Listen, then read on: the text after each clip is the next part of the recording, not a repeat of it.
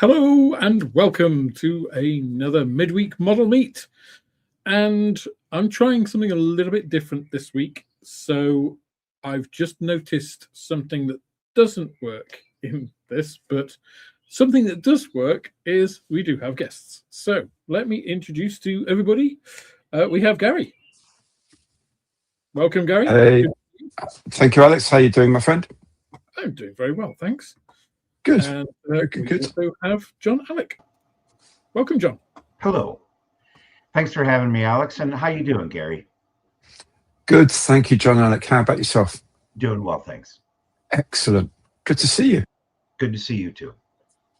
Now, the thing that isn't working, and I'll explain what I've done differently, is I set up this stream on YouTube, as I normally do with OBS, and then I've linked it to StreamYard to allow guests in. Unfortunately, I've now discovered that means that you can't display comments, which is kind of crap.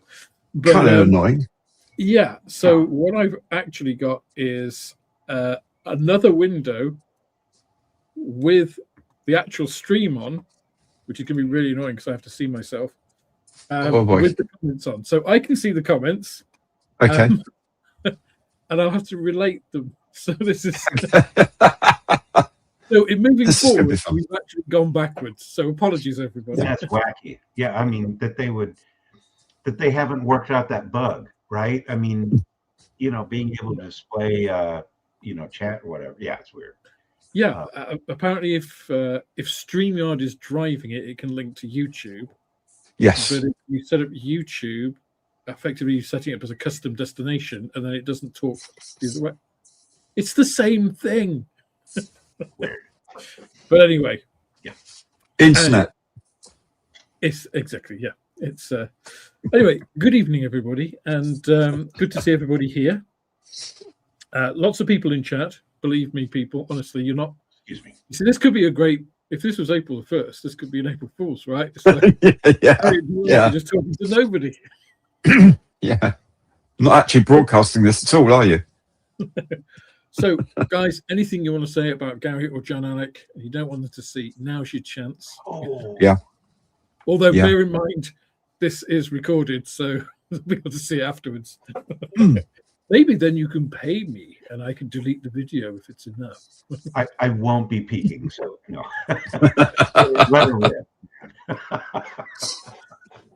But no, it's a little bit clunky, and I won't try this again. We'll go back to our standard StreamYard-driven panel discussions.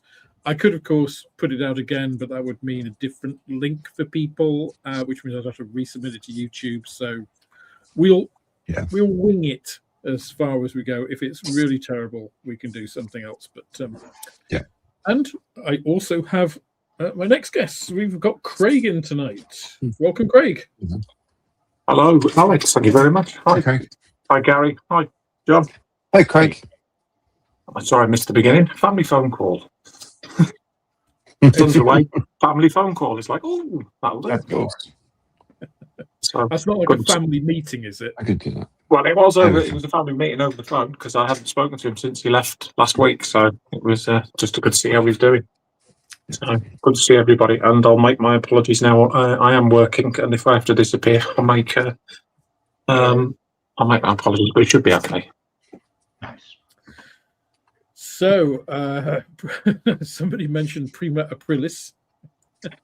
Yes, well, I suppose the April Fool's does link into our topic today because, of course, we have had the very sad news that Dale is not going to be head of brand for Airfix anymore. He's leaving the company. And it actually gets a little bit worse than that. I did a Tuesday talk on it yesterday. I did get a chance to speak to Dale via message, just through LinkedIn. I just reached out. I won't say what we discussed, but it's... there were a few comments on my video yesterday like, oh, there was one actually which came out in the last couple of hours, which and I have no problem about naming and shaming people on, they spent the time to say something derogatory to me on the internet publicly. Fair game. It's kind of fair dues, yeah. Yeah. But basically, they're just like, why did you do this? There's no evidence of this. This is pouring fuel on the fire. I asked ChatGPT, and there's no evidence of him even actually leaving Hornby. It's like, yeah, it's like I have spoken to him.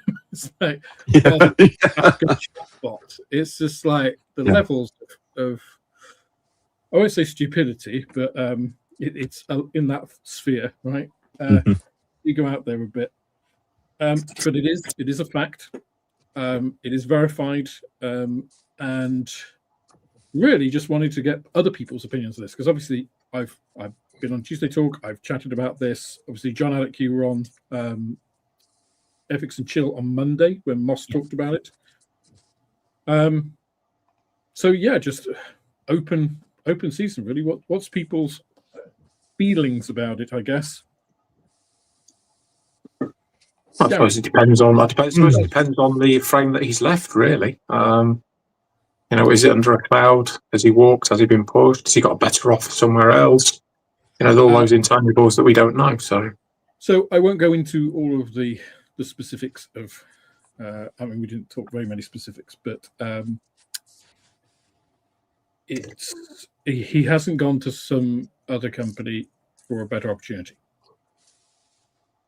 So it is unfortunately the negative side of things, and apparently there are other redundancies at Hornby as well. So this seems to be a reduction in workforce. Again, I'm not 100% sure on that, but that seems to be the indications. Not very positive. Let's put it that way. No. So, yeah.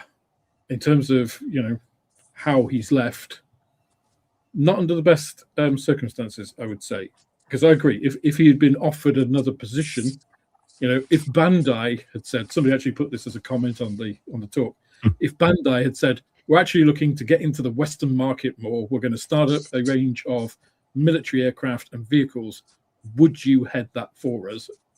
I mean, you'd be a fool to say no, right?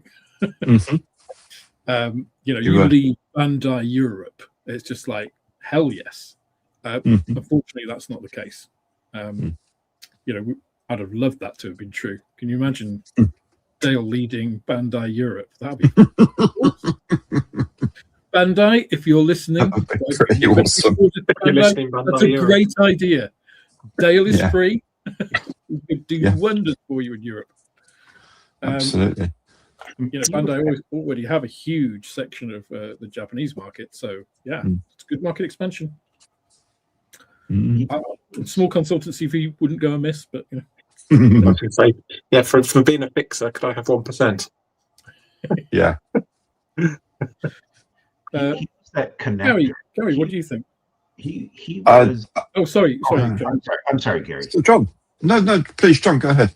Oh, thanks. You're too softly spoken, John. That's the. He was no worries. I like to wait until there's. Go on. Yeah. Go on.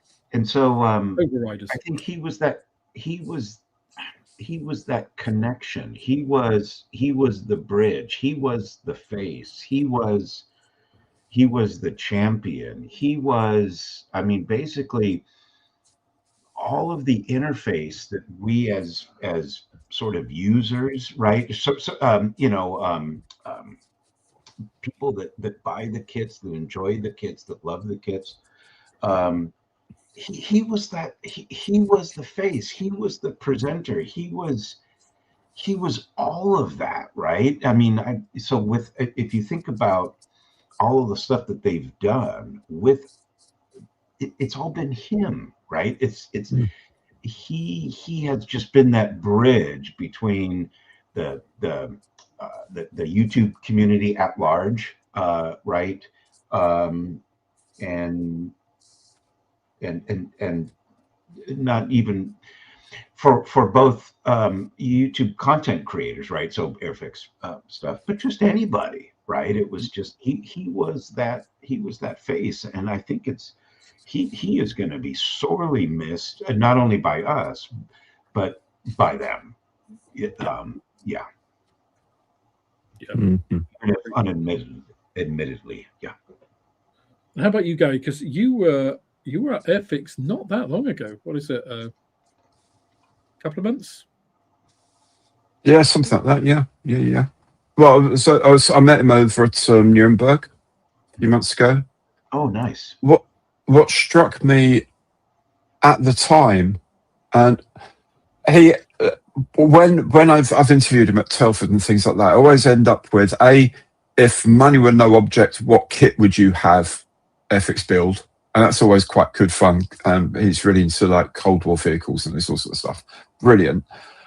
And I would always say, okay, this doesn't have to make the edit if you don't want it to, but if you could have one wish, what would it be? And his first thing he said was my own sales force. And so many times I've heard from you, Alex, and from many people, the shackles of Airfix having to use Hornby Hobbies sales team, most of whom know nothing about Airfix kits, was really holding them back. And he was trying to champion that. And at Nuremberg, the stand, which was about the same size as the Italeri stand in square meterage, had the whole of Hornby Hobbies represented. So Scalextric was still there at one end, and then the trains, and there's Airfix, because they had launched the flowers. They had a little thing at the front of the stand, but we are talking, 6 feet, 8 feet long, bit with all the flower information on. 2.5 meters. Yeah. The only other Airfix stuff on there was some starter sets and some quick build, and that was it. For something which we hear was a very major part of their actual profitability, certainly in their trading. They seem to be edged out in that, and I just felt a certain sense of frustration from him that A, the stand should have been much bigger, and B, they should have spread out more with the different brands. And I think he was looking at people like Revell, looking at how much, because they're into a multi-layered, if you can make it, Revell will sell it sort of attitude. The plastic modelling part is a small part of the Revell empire. But you go on their stand and they had tons of room and loads of kits and loads of stuff made. And he's probably thinking, well, why aren't we? That's why we're not selling anything, because we can't push. And the one thing I do remember him saying was that there was a buyer from an American company, didn't name what the company was, but it's a buyer who's surrounded by a coterie of assistants, sort of level of buyer, who normally goes past and waves and says, hello, Dale, and keeps going because they don't want to stock model kits. This time at Nuremberg, was walking past, said, hey, Dale, saw the flowers and stopped and started talking. This was an opportunity where Airfix were potentially getting into a market they desperately want to be in, with a major chain in America with a totally different product. This is like on the cusp of being, this is where we can seriously turn around the business. And it now feels like, well, the guy who's driving that ain't there anymore. Right. And that just, and as you say, John, he was the face of everything. He was the guy who announced the kits every January. He's the guy on the video. He was the guy at Telford who was shaking everyone's hands, having selfies with people, chatting with everybody and anybody, no matter who they were. But most of all, I think he was driving the communication link between Airfix and the world of social media, knowing that for Airfix to survive in the future, they need to engage younger people, and younger people use social media. And he was so totally across that unless they get someone in who's a head of brand who's really up on that again, I see the company really going downhill, sadly. Really. Because I think the loss of Dale And you can look at it either as Dale left for a different role, or Dale was made redundant. They're both kind of negative things from the Hornby side, right? And it doesn't really make much difference on the overall result, because it's, let's put it another way. Why do people stay in companies? They stay because they are happy, they are satisfied, they see good prospects, all of those things. They believe in what the company is doing. But when that stops, when you see the company doing, and I can speak from personal experience because I used to work for a life sciences company who made a lot of money in COVID. I mean, like a lot of money. We made $1 billion in a quarter, that kind of money. And that changed the internal leadership ethos. We were very patient focused, and we went from being very patient focused, which is what the entire workforce was aligned with, to being very profit focused. And then you've immediately, you've got leadership which has moved here, but the rest of your organization is still based on that, patient first structure. So you lose a lot, and people become disenfranchised. And I think, this is what I've been talking about for a long time. Those Hornby practices that are, disenfranchising retailers. I've had lots of discussions. What people see on YouTube is a fraction of the discussions I have behind the scenes. I just don't tell you all of that because they're private conversations, and I have integrity. So for all you naysayers out there, talking about, oh, Alex does this. Well, no, I don't.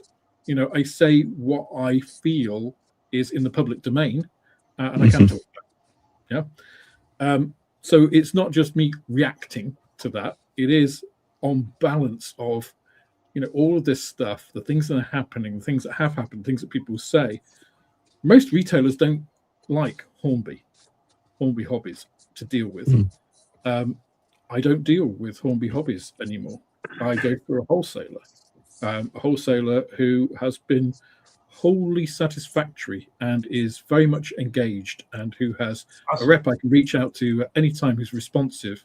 And, I get weekly emails from that are actually useful. It's value add, it's person to person, and Hornby seems to be moving away from that. Julian Hall's made a comment.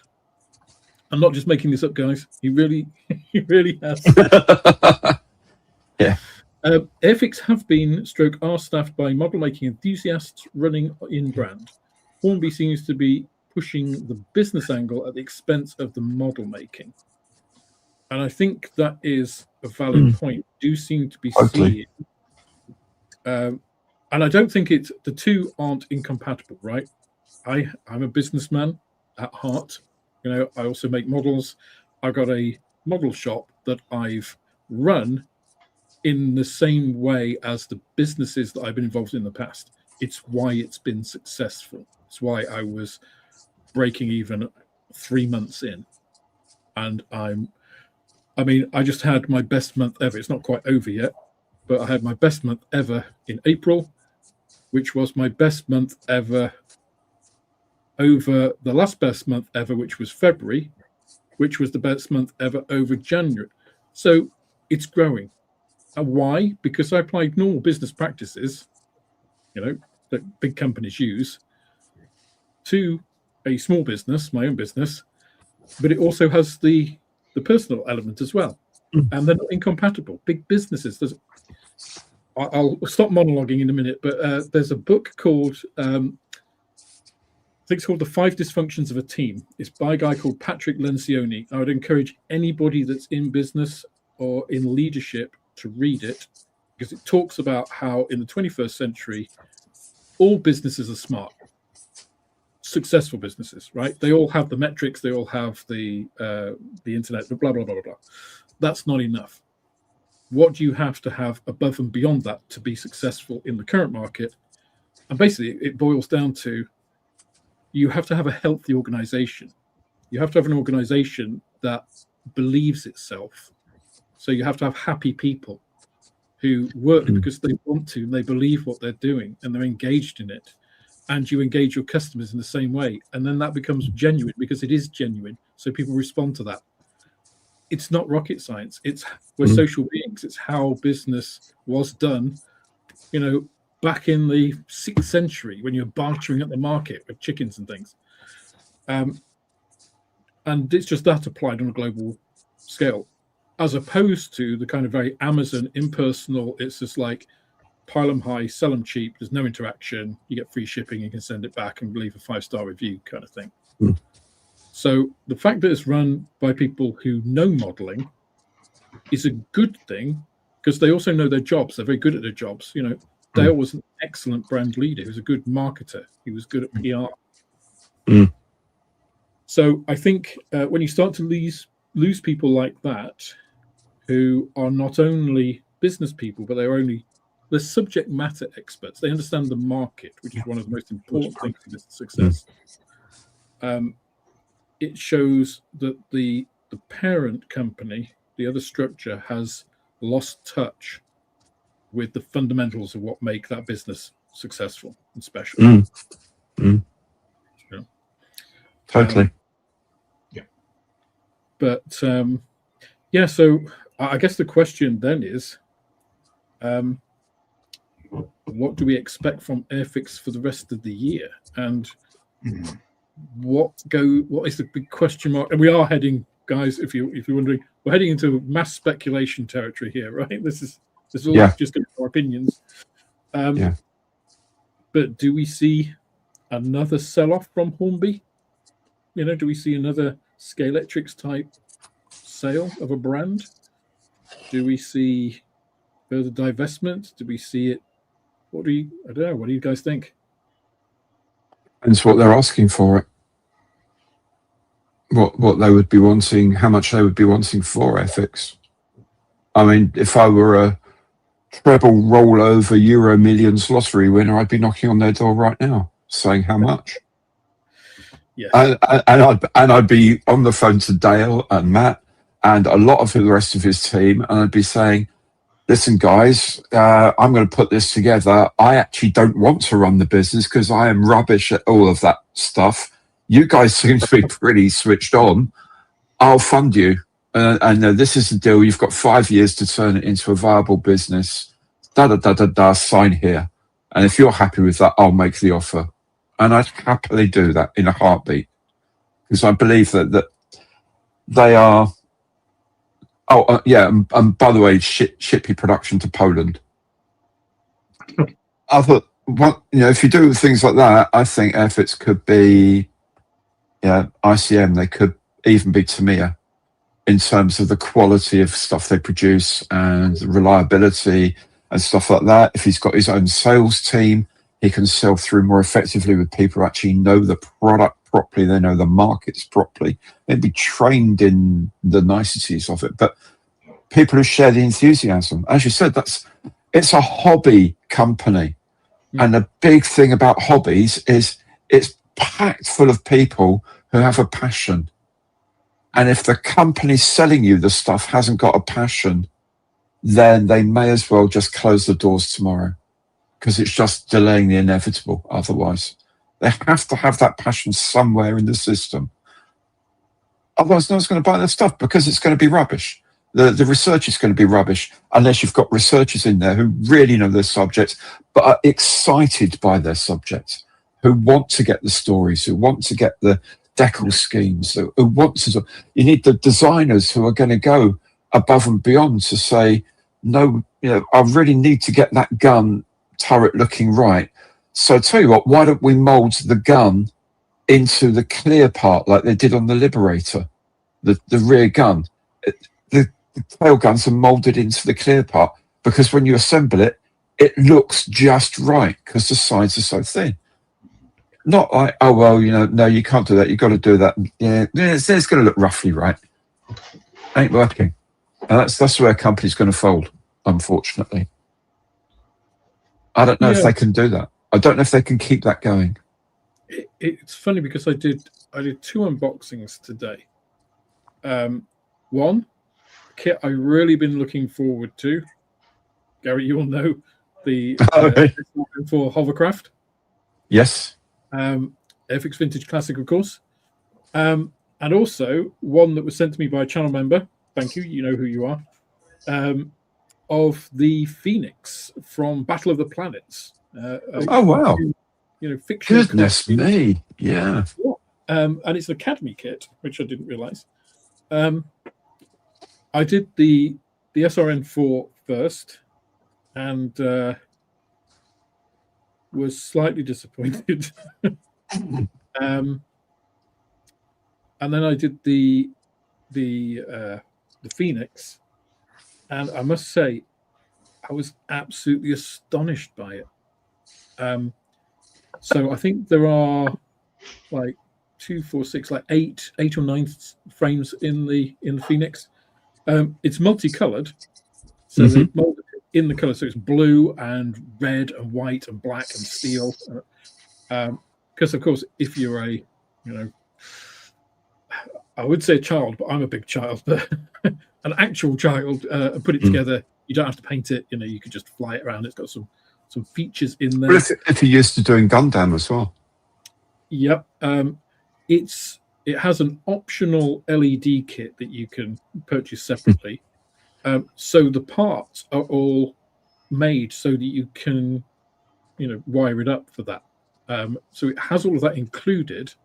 So if you want to add your own LEDs, which is probably what I'll end up doing, you don't have to do any drilling or anything. It's all there. But it's really clever. There wasn't a single iota of flash on the entire thing. The molding was absolutely perfect. I mean, I was like, this is better than Tamiya kind of levels of perfection. It was incredible. One of the cleanest molds I've ever seen. It was a 2022 kit, I think. Astonishing. Now, Capstar Mind's back, 3 years to when Airfix started its 1/35th scale line, and they were doing the Academy kits. And Academy impressed the the Crusader, not Crusader, Cromwell. So the molds were made in China. It was shipped to South Korea and impressed there rather than India. And it was really good. If you built the Cromwell, it was a really good kit. I think the most recent ones are impressed in India. Moved.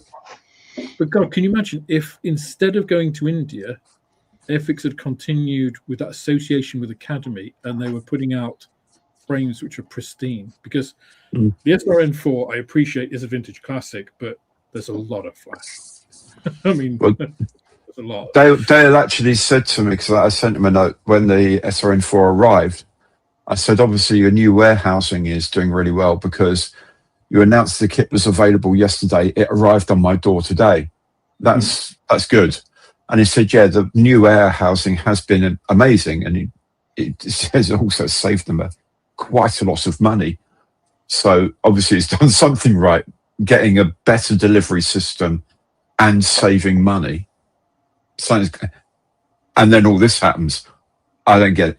Anyway, so he said, yeah, the thing with this, so I'm so happy the SRN4's there, because I remember they did like a Creators Day down at Margate, about 3-4 years ago now, and I interviewed him in what was like a bit of the plot where they had some of the tools in the background, and there was the Ferry Rotodyne was there.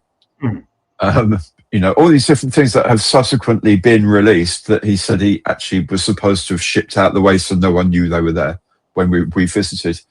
SRN4 was there, and I said, oh, that's brilliant. I'd really love to see that back as a vintage classic. And, oh, well, you never know. One day, who knows? These are just junk ones. We don't actually know what's here, he said, lying through his teeth.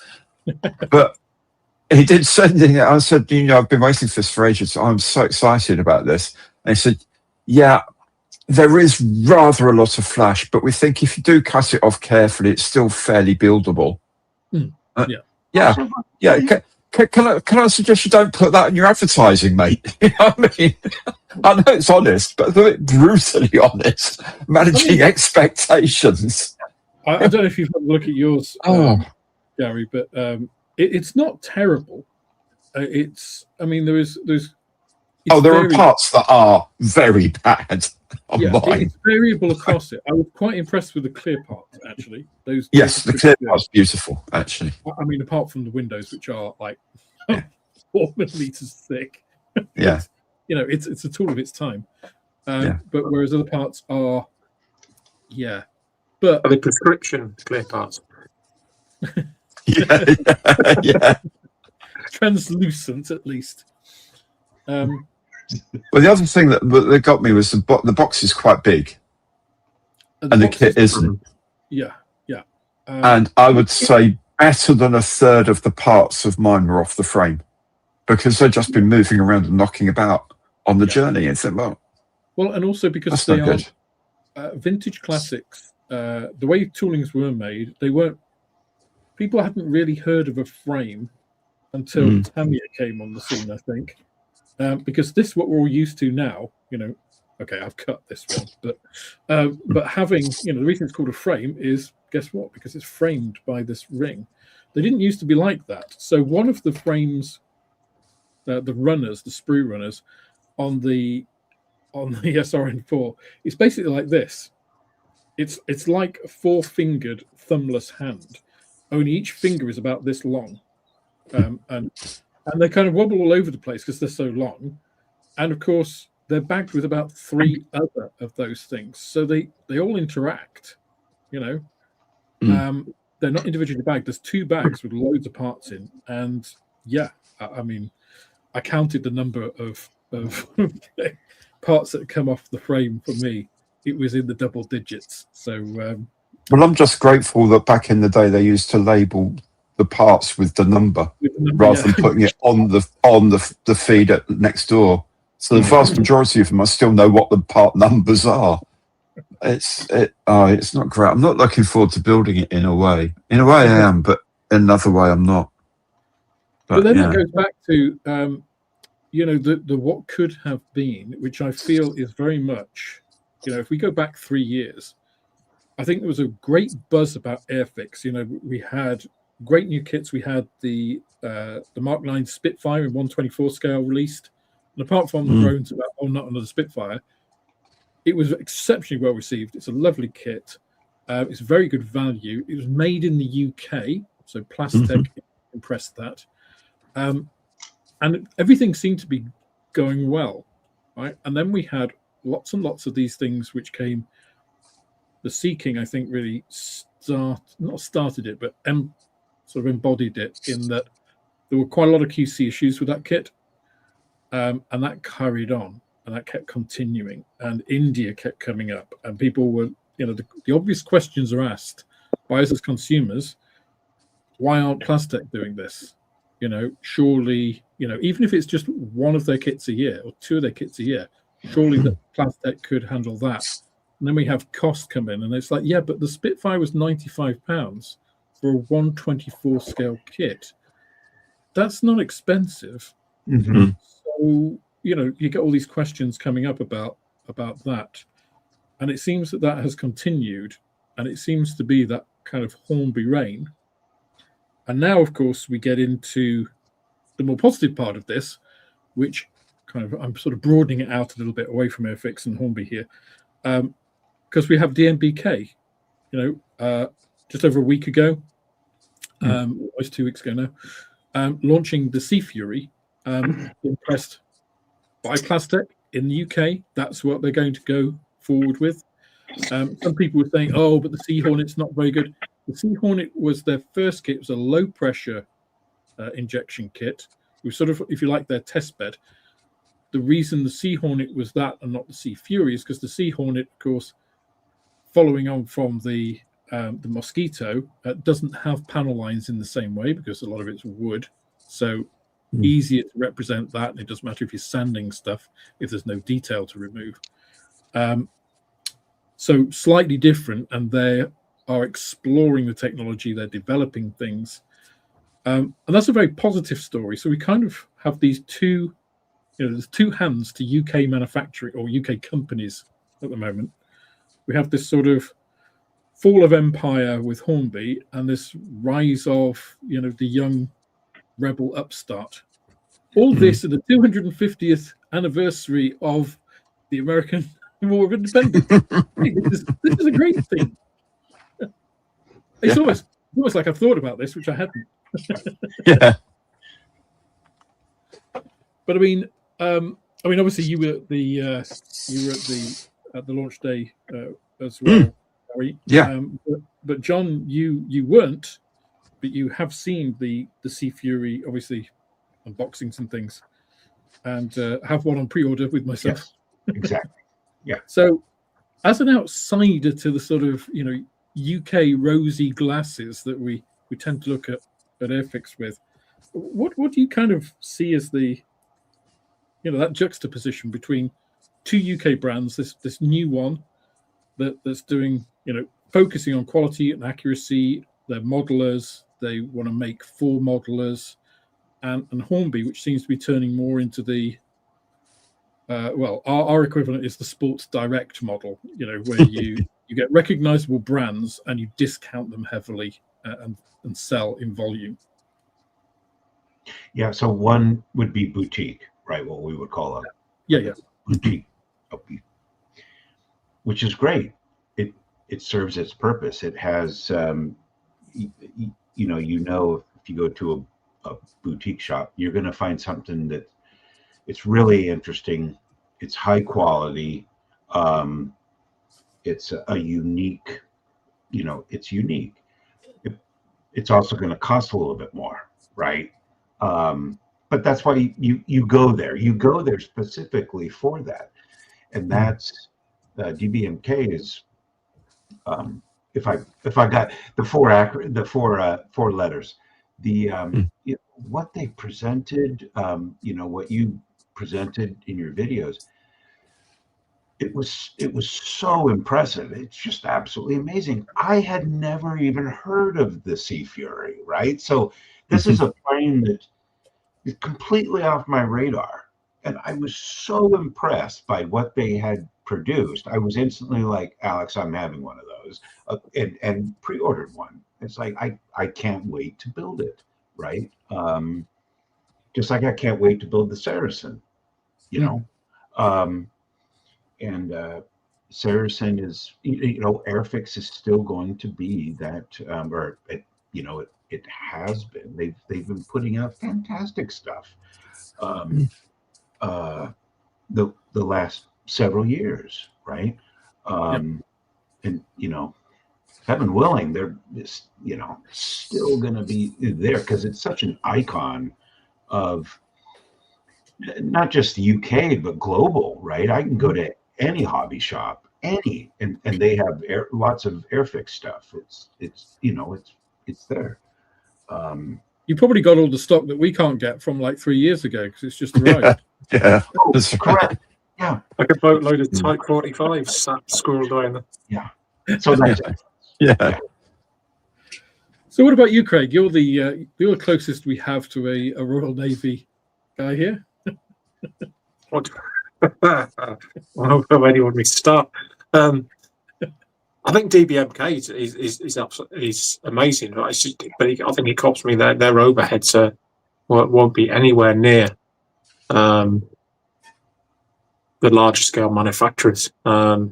It's definitely a niche market. It's a British version of Kotari, most definitely. It would be interesting to see those completed kits up next to each other as completed builds to see how they are, just as a like for like comparison, because it doesn't strike me that they're going to do the same topics, so it's going to be good for the market. But I must admit I never knew about the Sea Fury because it's essentially a post-war aircraft, but it's a lot of kit for your money with that, especially when you consider. When you mentioned earlier, I've got the 124 Supermarine Spitfire sat here, the first issue of that when it came out, and that's a lot of kit for the money. It is. So it does beg the question: could it have been sold for more? I'm glad they didn't, because I probably wouldn't have bought it if it was more than it was. And it will get built. It's not going to be a shelf. It's not going to sit there, and I'm not going to sell it and make money. It will definitely be getting built. But that DBMK, it looked something really, really special. but it's one of them kits of, will I be able to do it justice? I hope so. I absolutely will be looking forward to squirreling some money away. That's a trap, Craig. That's a trap. But to all of you, that's folly. Build the kits you want to build.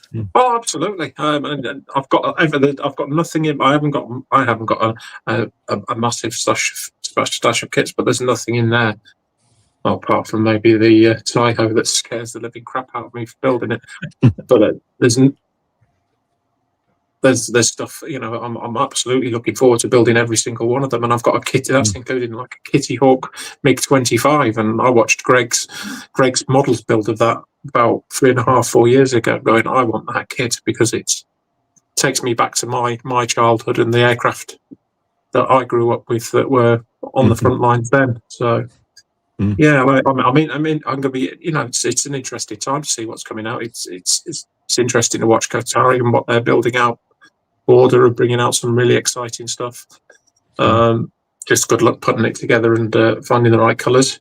Wow. The next kit when I finish this Mastiff is going to be my the Spitfire Mark 5B that I've got from Border, so I'm going to be doing that next. The thing is, with Border, it's like DBMK. We're talking about. I think they were on the 7th read of their instructions, whereas Border, maybe more. Just, like invent your own. Yeah. I think there's that many models of Spitfire kicking around. I don't think you really need to worry about the instructions. You could probably throw them away and just go and dig everybody else's out and just slowly hash your way together. To be honest, Craig, if it's a Border Models one, that's probably good advice. That's probably what's going to happen anyway. Yeah. But I mean, both you and Gary have mentioned a point there, which I think is really important, and it's about passion. And actually, John mentioned it as well. And I'll actually go back to the Sea King Day, Gary. So I've mentioned this many times. Right? I don't know how many helicopters I built on every year. It's more than I intended, because my intended number was 0. But that Sea King Day, the Sea King to me is a fairly average. I had it's either Dinky or Corgi. I don't know. Sea King when I was a kid, the die-cast one had a little winch on it that you could, a little hook on a piece of string you could do. Press the button and the rotors went round.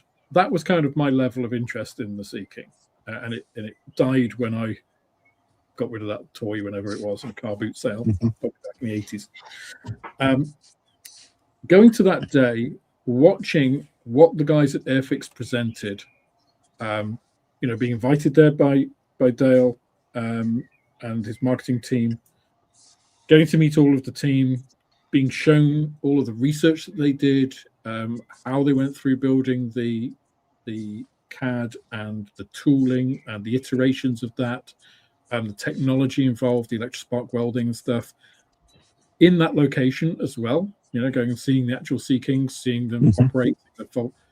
The enthusiasm that built, I was so excited when they gave us the review kits at the end of the day. I'm just like, the first thing I'm going to do when I get home is get this out, do an unboxing, because I want to build this. It looks fantastic. It got me excited about something that I didn't have that passion for before. And I think that's a really important part. And Airfix was very good at it. And DBMK have played along those same lines and done exactly the same thing. And I was aware of the Sea Fury because I stole the decals out of an Airfix one to do a Sea Fire. No, sorry, the Gannet, the 1/48 scale Australian markings. But that's about it, And then we have the day, and it's just like, I really want to build this. So it goes back to that point of it. I think it's important in a company to have people who they don't have to be modelers. They just have to understand what drives modelers. The passion, the interest, it's the history, it's all the associated stuff. It's not just sticking 2 bits of plastic together, which I think some of the more, it's just business Excel, let's call them Excel sheet, like business people. And that's not to denigrate Excel, because I love Excel. But it is that kind of attitude of, well, I don't need to understand what the product is. I just need to know the numbers. and I don't think that's enough in this industry. I don't think it's enough generally, but I think specifically in an enthusiast industry where you have passionate people who really care about their subjects, I don't think it's enough. And I think the loss of, if we did get to a point where Hornby and Airfix aren't producing the kits like the flowers, which I also want to talk about a little bit, you're not getting that market expansion, because DBMK, they're great for us, right? The seasoned modelers, the ones who are dedicated, that are matter experts, or whatever you use. But that's not going to get a 12-year-old interested in the hobby. No. It's not going to get somebody who's 30 and has had children, they're getting a bit older, and he's looking for a hobby. It's not going to get them interested in the hobby, because they'll look at it and think, my God, that looks difficult. Rather than like, that's interesting. And the Airfix starter kits are such a great entry point to the hobby, because anybody, doesn't matter whether you're 10 or 50, can pick up one of those kits for the first time and get a decent result out of it. So absolutely, I think that's a question mark if Hornby aren't continuing that, understanding of the hobby in the way that I think Dale and his team in the past have for Airfix. Well, I think the thing DBMK has is exactly that passion. Will is very passionate about model making, and in this case about fleet air arm aircraft. I'm the son of a fleet air arm. So my dad was in the fleet air arm. I've lived and breathed the sound of the Bristol Centaurus on full power going by me at air shows all my life, and I will still argue it's a better sound. Certainly to my ear, it's a cleaner and more brutal sound than a Merlin. It's just got a gorgeous whistle from the exhaust pipes as it goes past, which is just exquisite. But it's a brute of an aeroplane. It's a big brute of an aeroplane, and yet in service it could easily get 460, 480 miles an hour in service trim.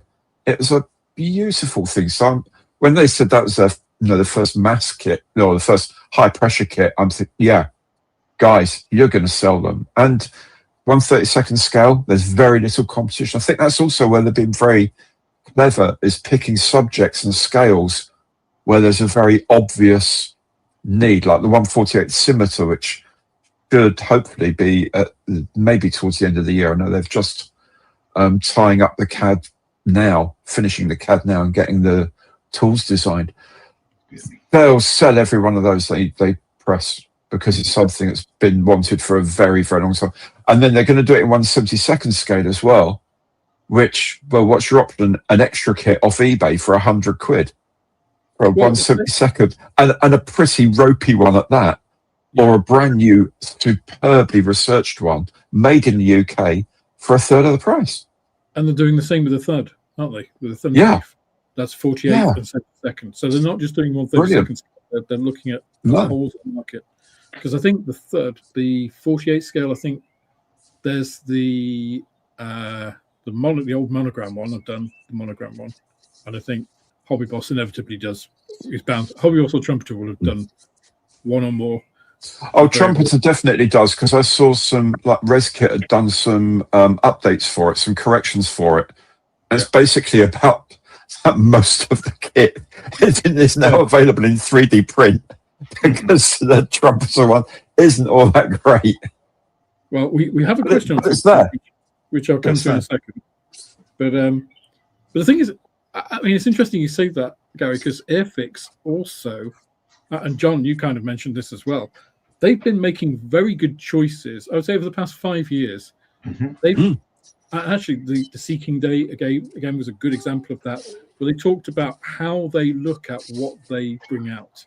And they've been getting it right in a lot of ways, not 100% of the time, but broadly speaking, they've had more hits, a lot of hits, than misses. We've got, in terms of choice of subject now, I'm not talking about execution.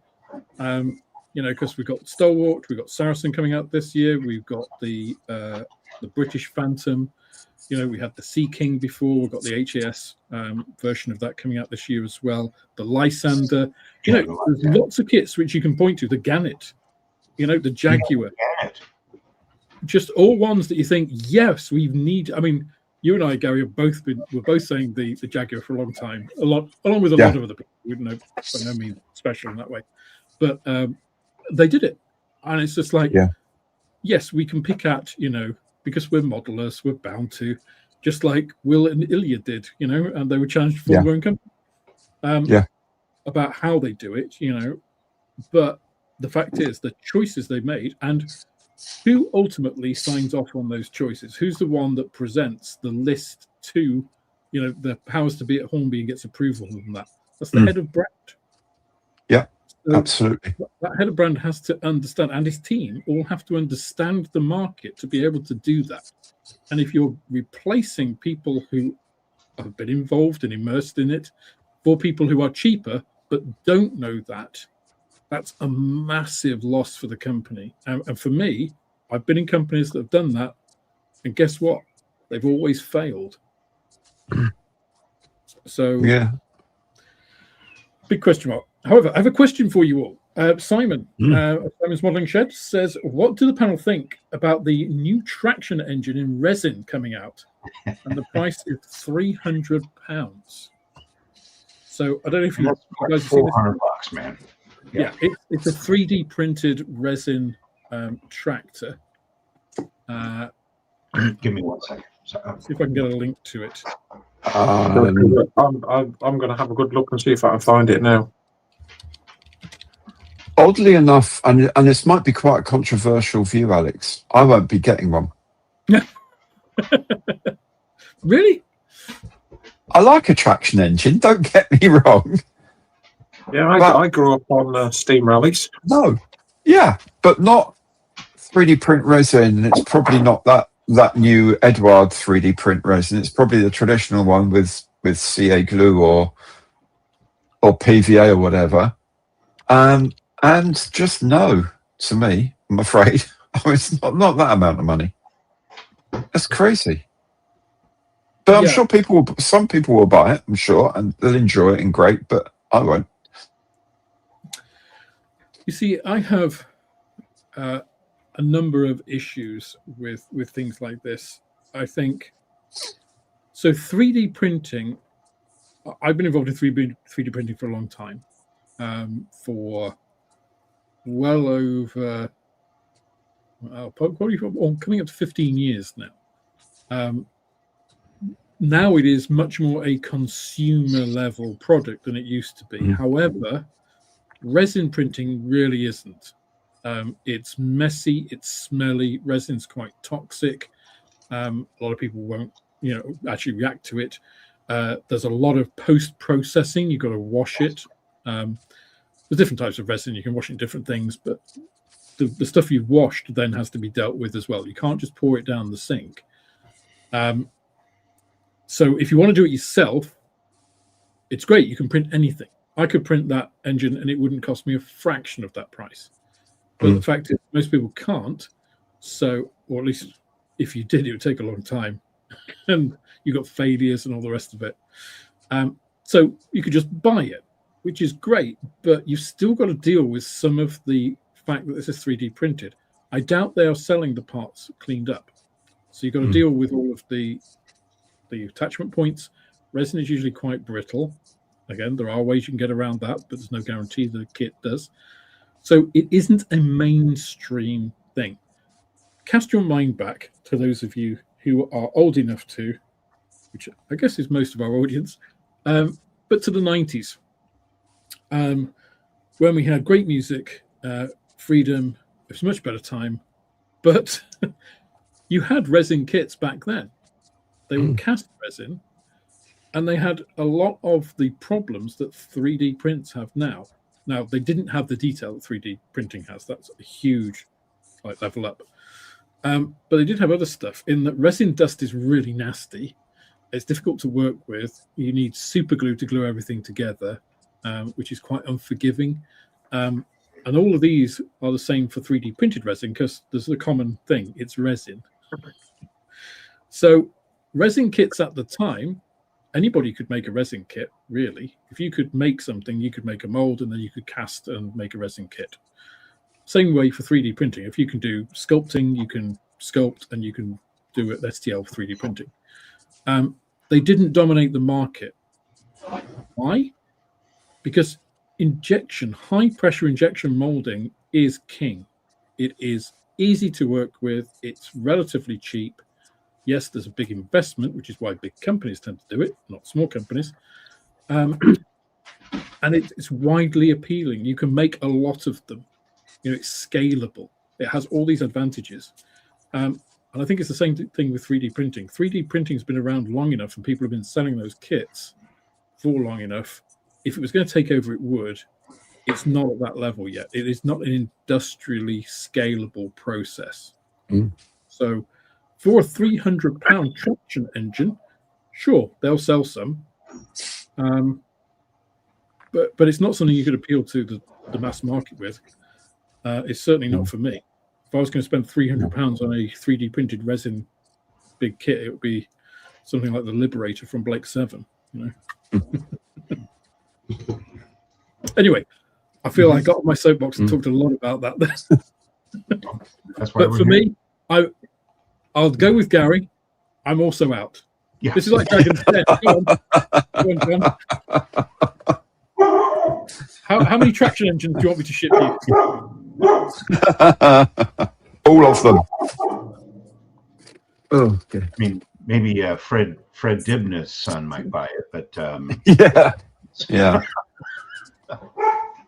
that attraction engine. Let me go on mute. My dog's going nuts.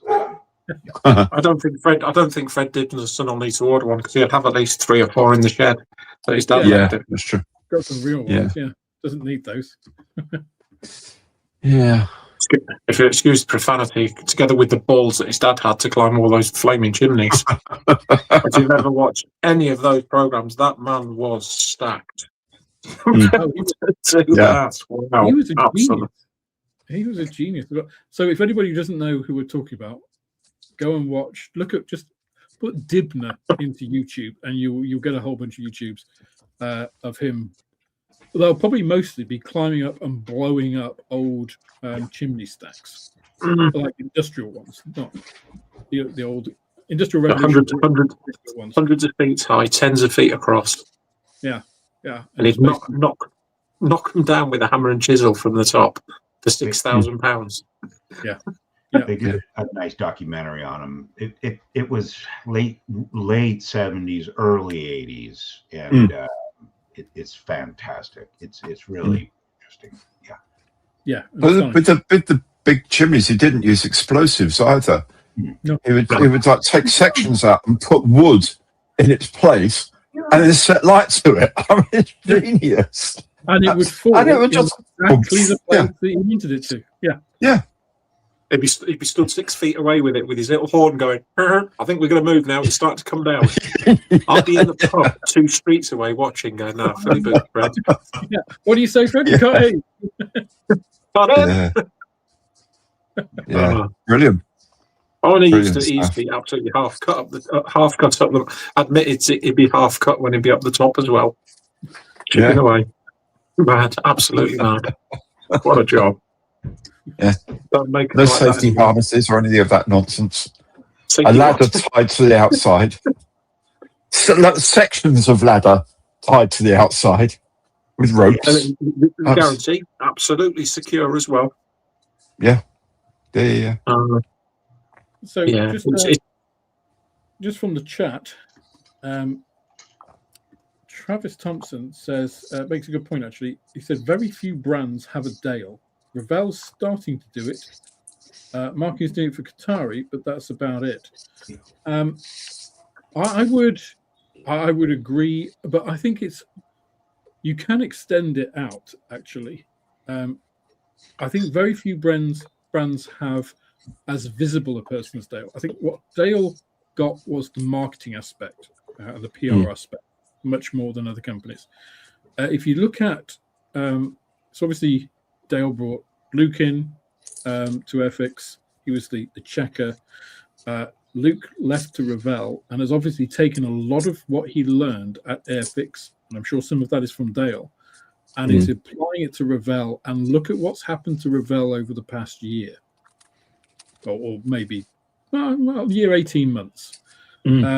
We've gone from something where they announced the Meteor and everybody just sort of like shrugged, and then they sort of cancelled it and re-announced it, which was Luke basically getting in and saying, we need to change this project, to it kind of like being, okay, it's now going to be, it's an F8 FR9 instead of, it was going to be one of the early ones. 3. It was going to be a 3, and people saying, why on earth are you going to buy a 1/32 scale F3 from Revell? Why? Why are you going to bother? Yeah, and there was an F8 FR9, and a lot of people who aren't interested in very early Cold War, like myself, were just like, to then it being shown, like them showing glimpses, and think, oh, this, we can see this is better. And then being at Telford and building that momentum to its final release as that first edition kit, which, it was my kit of the year last year. And I'm not a Meteor fan. I've been very, very harsh on Revell for their business practices in the past, but they're changing that now. And guess what? It's really difficult to find those first edition kits. I've got 2 left in the shop. I managed to find some extra ones for a wholesaler. I'm just like, I'll have those. Oh, so you didn't sell me your last one then? Oh, that was. I did sell you the last one. And At the time. At the time. He put an extra 50 quid on it as well. It was a nightmare. I think the term I used only at least £200 wore a mask. God. Yeah. I'll tell you what, give me £300 on violated. 3D print attraction engine too. I just felt totally violated. No, I got a really good deal. It was it's sitting there winking at me on the top of the shelf. It's the only one of my kits that's separate from everything else because it doesn't fit on the shelf that I've got everything else on. I mean that is a big box, but it is. Yeah, and it's kind of telling me that, Craig, you've got enough kits. Don't buy anything else till you build more. Oh, sure. Yeah, that's going to happen. Yeah, right. That's going to happen. What a load of old shite. Excuse my French. If you also look at other companies like, I'll tell you one, Fine Molds. Right? Fine Molds, Japanese company. They have a YouTube channel. I follow it. It's in Japanese, but it has some quite amusing subtitles sometimes. But they have a couple of guys who obviously work in the design and production and everything in very Japanese fashion, dressed in their company overalls, at a white table with models of obscure Japanese self-propelled guns that Fine Molds have made, and they talk about those, and they talk about the real life. And that, I suppose you'd expect it from a Japanese company, right? But they have that same passion, but it's almost just expected,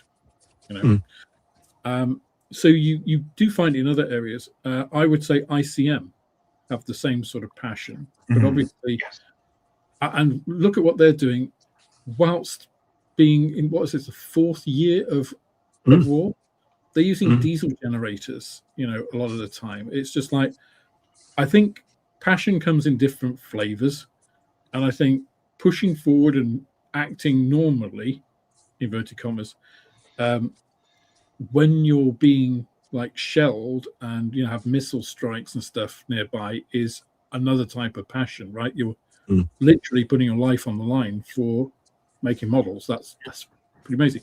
They've just announced a oh god, what is it? The ugly American Hudson. That's Hudson. I know, but dude, it looks, the CADs on that just look absolutely outrageous. Again, it's one of those things. Beautiful. The Hudson to me is just like, it's meh. But I looked at those CADs and just like, yeah, but it does look like it'd be nice to build. Yeah, but also, don't you think it's a smart thing? They have the Hamden, which people are saying it's an astonishing model. And they think, okay, we'll bring out a Hudson, similar sort of situation of the aircraft, not that well represented. But you know what? I think they sell a lot more of those in America than they'll sell Hamdens. They'll sell the Hudsons over here because the RAF used them, and U570 famous surrendered to one, all these sort of historical wonders and things. And then the USA and Canada used them in defense of their own coastline as well. And it's an American plane, ultimately.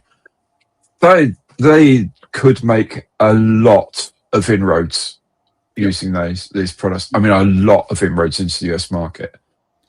And really sort of raised their profile over there with this kit. And ICM are smart. They aren't in the same sort of PR mold as Airfix, in the same way that Revell aren't. You know, Revell do this, and I would encourage everybody to go to the Revell channel and subscribe to their little. It's kind of like this. It's like a live stream with a couple of the guys. Luke's often on it, doing updates on air and space. They have their other brand leaders coming in and doing bits. It's quite quaint. I think that's good. It's a different format. It's very German, but it suits the tone of the company. You know, ICM do the same sort of thing. They reach out to people like, you know, Gary, myself, and other people in the industry about, you know, what do you think would work for us and why? And, you know, they engage in that way. In the same way that Will was saying, you know, they put their development stuff on Facebook, and people can say, oh, well, hang on a minute, you've not got that bit right. And they can correct it before they release the kit.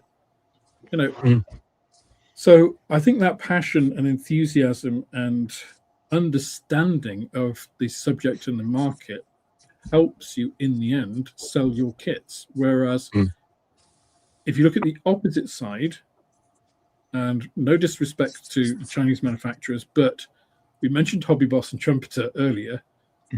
They make some really good kits. They also make some very inaccurate kits.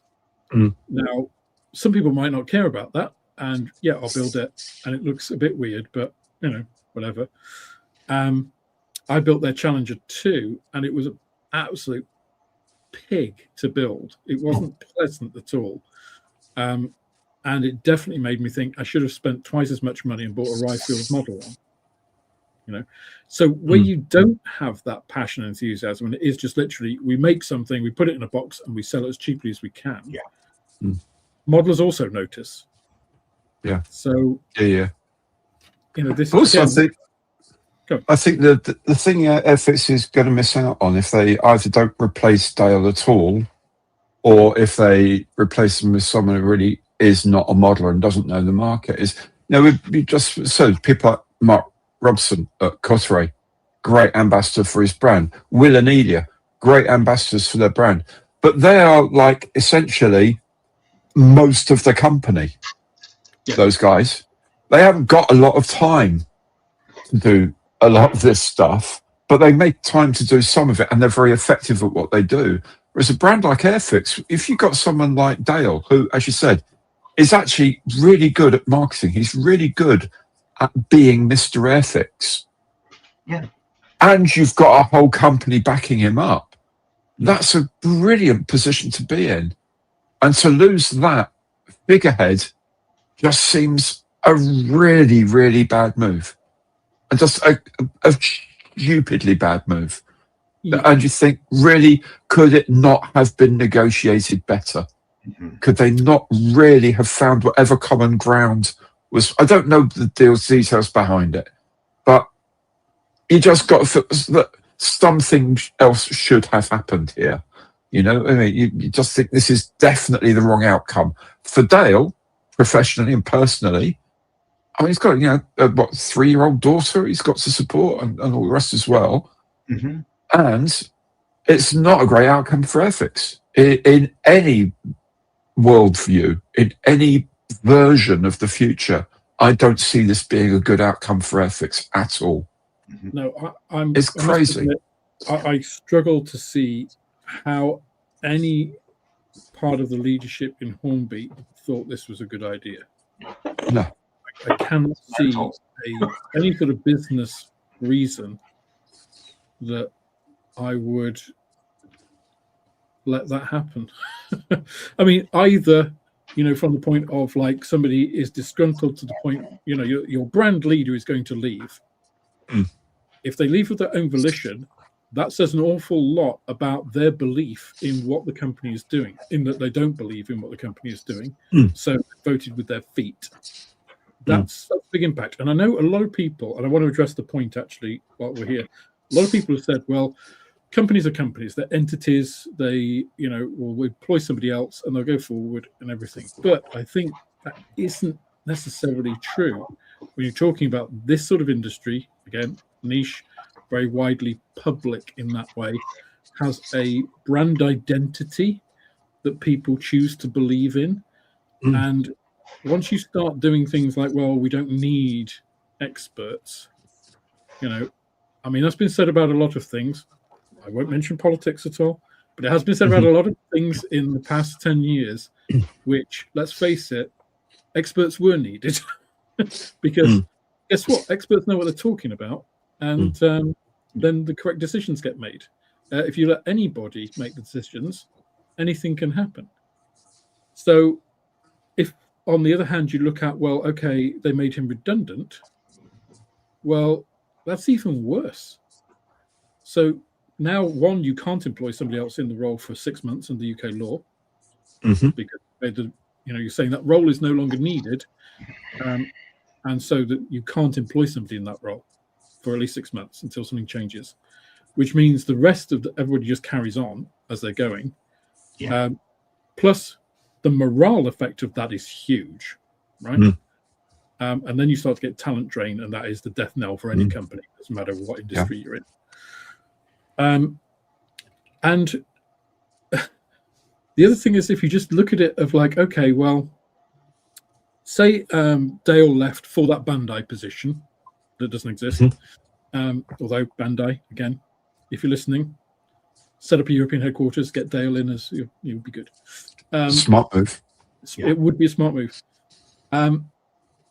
If you just think, right, he's gone somewhere else for a great opportunity, and we're going to put this new person in here, it's like they are still have a certain amount of time. If it wasn't planned, because you have planned leadership succession and everything, you've got 3 to 6 months to get your feet under the table and understand what's going on before you're effective, which is that's not great either. And again, it reflects poorly on the upper leadership. They didn't know that was going to happen.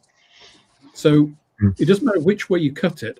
And I'm open to people, saying in the comments in the chat or comments on the video afterwards, how this could be positive for Hornby. You might save a salary. Well, let's be generous and say Dale was one of the best paid people in modelling. So he got £100,000 a year. That's nothing in the grand scheme of things. Correct. Yeah. I tell you what, I did my tax return today. It was a painful thing. Although it worked out okay. I did have the unpleasant realization of how much I spent on models last year. Oh. Do you want to have a guess? This is not alcohol. This is not Modelaholics Anonymous, Oh. To the nearest £1,000, I'll give you. What? Is this for the shop? It's for the shop? Yeah, obviously for the shop. Oh, jeez, man. Not for myself. Good God, no. Otherwise, it doesn't exist. Are any cardiac surgeons online? Because it looks like Gary might need one. Just saying. Yeah, I was surprised. He's like, My wife. dude. That's amazing. For a shop? Yeah, go for it. Have a guess. Go on, I'll give a round. I'll go. Oh, I don't know. I'll go 36,000. Go on, I'll go for a round number. That's not bad, actually. That's not bad. I'll say you're pretty close there. Okay, I'll go 40. Yeah, it was a shade off 40 grand. Wow. 39,900 and something. So it's just like when I totaled it all up, my stock figure was like, how much? Yeah, but it's stock, isn't it? You can't not stock a shop. So yeah, but bear in mind, this is my, I'm in now my 3rd year of operation, so it's not like I was stocking from zero. Yeah. It's like, oh my god, that's a lot Well, of stuff. it shows a good thing, because that's actually what you need to do to keep running. It's Well, that's it, and it was a lot more than I spent on stock last year, and so it again shows a positive trend. But it's just getting your head around that figure is like, I mean, and that is not a lot for a model shop. I mean, I'm a tiny outlet. for just like that would be a good Alfa Romeo Giulia Quadrifoglio there. Yeah, don't say that. No. Well, no. I want a car that's works. not running it, of course, or No. insuring it, or taxing it, or paying for the points that you get for driving a 550 horsepower car around. So Casey, welcome Casey, good to see you. Says that £100,000 is not much. I can assure you, £100,000 is a very good salary in the UK. Yeah, it's like 130 grand. In the US, it's less so. I mean, I know my like 130 grand. So, I mean, yeah. I mean, I know my equivalents in the US were earning almost double what I was. That's crazy. Yeah. It's when you start calculating your salary in fractions of millions of dollars, and it's just like, you know, you will pay them. You don't need to worry about what's coming in the door then.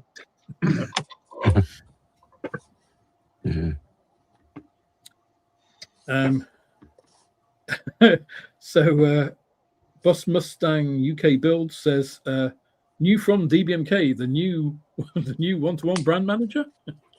Yeah. I mean, the thing is, unfortunately, small companies aren't going to be able to pay a salary for a top tier brand leader. But No.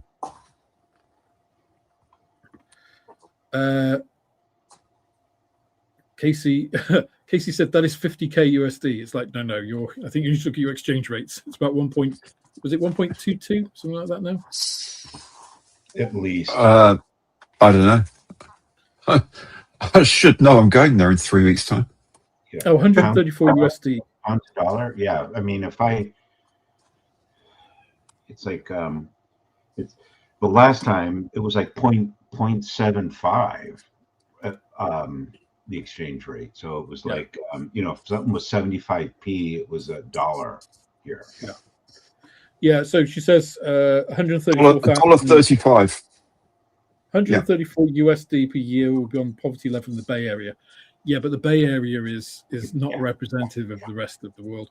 I understand where they're coming cost from. of living. The Bay Area is the Bay Area is ridiculous. I mean, our head office for genetics in Thermo was in Oyster Point Boulevard, just outside San Francisco, and I mean, it was beautiful, but good God, it was expensive. Yeah. But yeah, I mean, the cost of living in the US is much higher than UK. It's counterintuitively, because things seem to be less expensive until you start calculating all of the taxes, which are a lot, and on everything.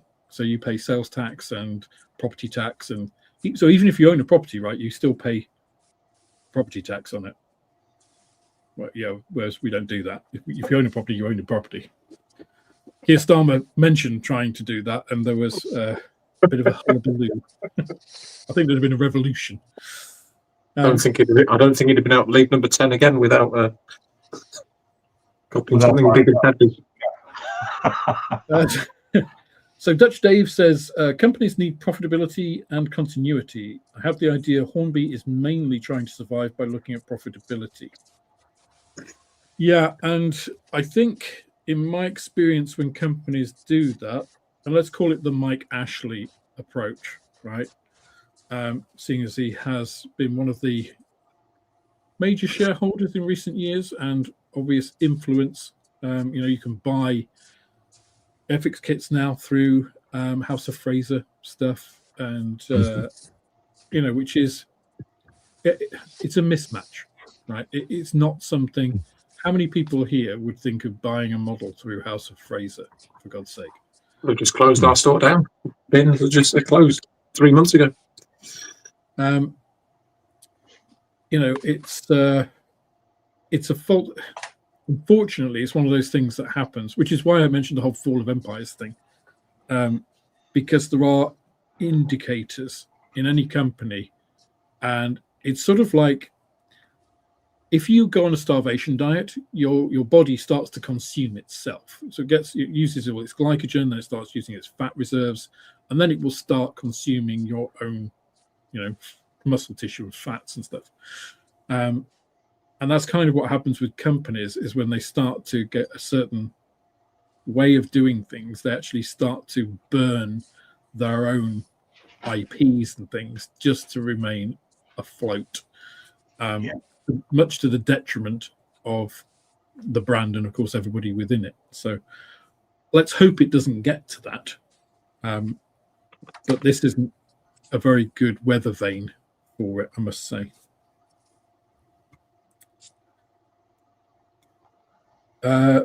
Casey says cost of living in the Bay Area is stupid. Tax is normal. $5,000 a month rent is what most people face. I mean, who could afford $5,000 a month rent? I mean, that's ludicrous. My mortgage is half that. We just have that. But the Bay Area it's just stupid money that they pay. Yeah. It's You're like living in Mayfair in London. Yeah, or Knightsbridge, or Knightsbridge. Yeah, it's certainly not representative of either the country or reality in general. Okie dokie. We are 21:24. If I should have mentioned at the beginning of the stream, apologies, guys. It's a little bit difficult because I'm trying to manage two screens here. But if you do have questions or comments, please put question in capitals or comment in capitals or QQQ, CCC, just so I can pick it out from the chat. I have been trying to get the ones that have been going along. But if I've missed any, please put them in. And if you have questions or comments on what we've spoken about so far, or would like us to focus on any other bit, then please do let me know. Pop them in the chat. So are you going to be building the Sea Fury, Alex? I will be after I finish the Hampton, and then the 109, and then the Meteor. Gotcha. Yeah, structural. I do have space on the bench. I said I filmed a couple of unboxings today because I cleared my bench, so it had been geared up. So I have white paper on my bench, obviously, to keep it clean and nice. I have wallpaper, backing paper on mine for videoing. Yeah, and that was completely covered in various different bits of dried washes. So I got rid of that, put a nice new fresh set down, and did a whole bunch of unboxings. And tomorrow I'll actually be starting on finishing those builds. So the next couple of weeks you should get a lot more actual model building from me rather than just hyperbole. So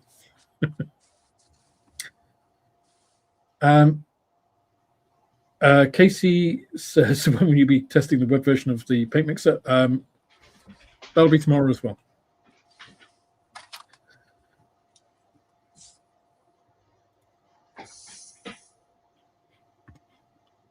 Okay. Now, Gary and I need to also get a episode of Beyond the Box in the can before he disappears off to the States, because that length of time should be enough for me to edit, get it out again. I will be uploading the StreamYard version, not StreamYard, the Buzzsprout version, so it will be on audio things as well this week. I wanted to get the YouTube one out. A nice prompt 4 or 5 weeks after recording it. Yeah. And I'm sure we'll be talking about DBMK and such through that. A couple of other comments here. So Boss Mustang Kit Build says, yes, everyone's in progress list, which always seem to be longer than anyone wants. Yes. So I think you've been doing quite a lot of unboxings as well, Gary, right? Because you're going with your impending holiday. Yeah, it's also because we've essentially rebuilt most of the interior of the house, and while we get craftspeople in to do that, there's also a certain amount of, can you just move this shoe rack for me? Well, the shoe rack weighs 30 kilos, and I said, okay, so I have to move it there, and then can you move it back? Yeah, I'll move it back. Oh, I forgot to say, the guy's coming to paint the skirting boards tomorrow, so can you move the shoe rack, please?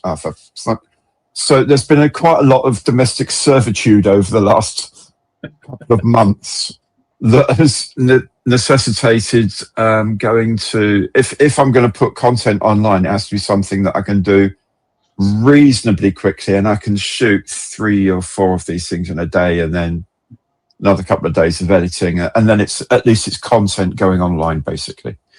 So that's why I've been doing a lot of those. But yeah, I did just finish a kit today, so I was very excited by that.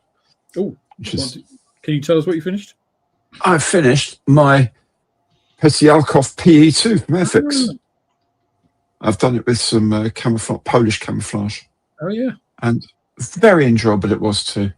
The 1968 one, very good. So yeah, I actually finished a kit. Yay for me! Oh wow, yeah. John Alec is. I did do. Actually, no, I did finish that as well, which is Kyofu. Oh, nice. I've done a lot of chipping and mucking about on that. Yeah, so I guess you have to with those Japanese planes, right? yeah, that's Tamiya. Stellar, man. Yeah, Tamiya kit. That was a beautiful thing. So a lot of fun to make. So hey ho. You've been finishing things as well recently, haven't you, John? I have been. I've got some. I've got a couple models to weather. I really enjoyed those 2 Airfix / Academy kits, the Hetzer Late version and the Tiger Early version. I had a lot of fun with those. And I started a deep dive on that ICM Kozak. What an enjoyable build. I'm really enjoying it. And I just slowly... Oh, that's a cracker. Have you built that? That is a beautiful thing. That was one of my first 135th. I got 135th vehicles. My first one was the Airfix Katie, and the second one was that Kozak 2, which was just so much fun. Oh my God. I loved it. Let me get the just in case people just show that. That's not what you were saying earlier about those seats, though, John. No. The seat is. It was the same with that. This is what we're talking about here. Oh, I'm doing the Kozak 1. Yeah, it's the same. It's the same kit. It's the same kit. Yeah. So the seats have been a bit of a faff, as you say, but once I get over that, hopefully it's back downhill. I am really enjoying it. So.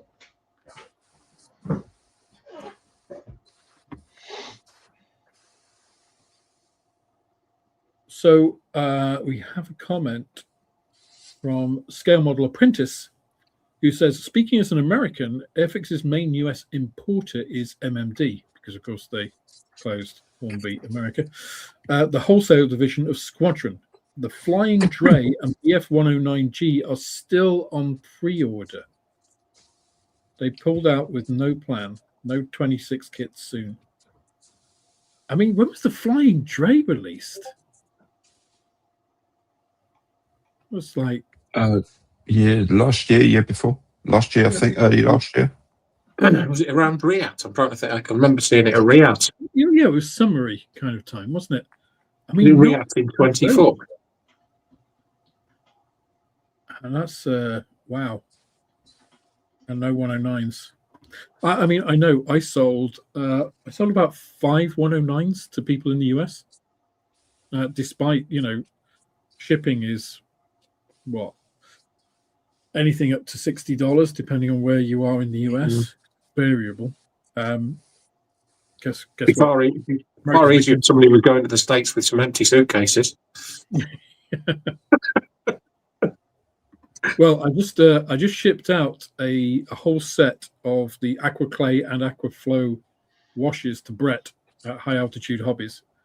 So I shipped them out by UPS, John. So they should be with him on Friday. So fingers crossed. By the time we have our stream, he might already have them. Oh, nice. Oh, wow. Which is crazy. It's faster than. So I also posted out a whole bunch of stuff today from the shop to the UK.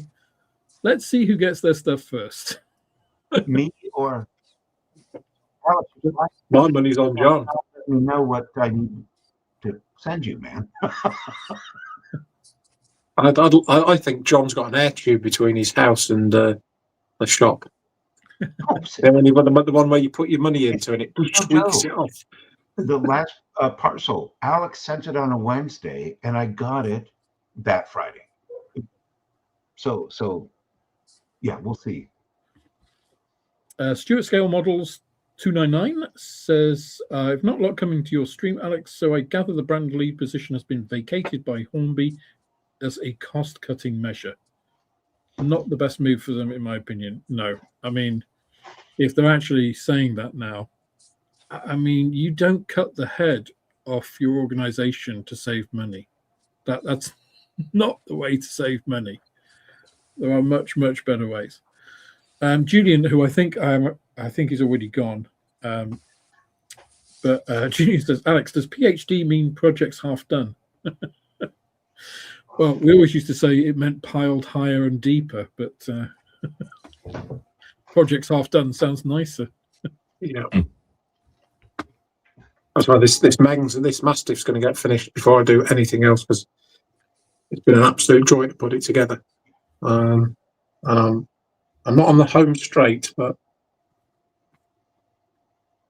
I must be at about 75%. To your Mastiff, yeah. So how are you enjoying that? Oh, it's been an absolute, no gaps. I mean, I've got the main chassis body together, and I've deliberately not put the wheels on. They're all prepped up. They are about to go on. The wings went together really without the armor. It's proper skinny, isn't it? It's but everything's ready to go on the bottom now, so I think they're about to go on. I've got the two. I was in paint on, what day are we on now? I can't remember when I went into paint, but I primed and painted the two main armour plates, but there's decals to go on these. But essentially I can start piling stuff on. I managed to get paint to stick to the vinyl mudguards as well. No, they will not stay. They'll come right off. No, I rubbed them down beforehand. I keyed it. So, like with alcohol. What did you do? How did you get the? I just used this. I'm trying to think what it was. I think I used one of the coarser sanding sponges. I literally just rubbed it down, keyed it. It's what I used to do when I worked with rubbers before. You had to key the surface properly to get, and then use Mr. Surface of 1500 and put the other one, and I've flexed it and bent it, and it's doing all right. So, and I've used Tamiya acrylics on the top. So fingers crossed. If I don't fiddle and twist it about too much, it'll stay on. That's the death knell, Craig. You'll drop it now on something. Oh, everything will just go. I never thought about that. I might use I've got a fiberglass pen. So that's it. No way. No, it's I'm not going to bend it at 90 degrees, but yeah, just key it. I wouldn't probably use my just What did you use to glue it, Craig? super glue to glue it onto the plastic. Yeah. And then Just straight super glue. just a line of super glue, and then I keyed it with a 600 sponge, so it wouldn't take too much of the surface detail on, because there's like rivets and whatever on. I can't remember where they were. Just on the top edge. But it wasn't like 5K Flexi or something. No, just which one was it? I think it was this one. It's the Gorilla. I'm using Gorilla because it's quite thick. Okay. Yeah. Just on that stuff. Sorry. And I'm proper impressed with the way my lights came out. So Yes. I don't know how well going up on screen. He We did have a few more comments here. On his We rear light. had Stuart Scale Models again says Dale was an asset to the brand of Airfix. They'll rue the day they did this, in my opinion. I'm afraid I think you're right, Stuart. I think it's especially if it was done for cost-cutting measures, it's like that is false economy. Mhm. I think Dale made more money for Airfix than he cost by a long way. Brett's in as well. As we talk about high altitude. Says, made it home, missed half the show. Hello, everybody. I did talk to Dale at one time about Airfix over here, because it's in the US. It was going to be a challenge. Yeah. I think so. There's one thing about running a business, a distribution model, if your main company, Hornby, is really keen on direct to customer, is quite difficult. You really need somebody who understands distribution models, global distribution. It's a very different kettle of fish than trying to flog stuff to people directly. But hey ho.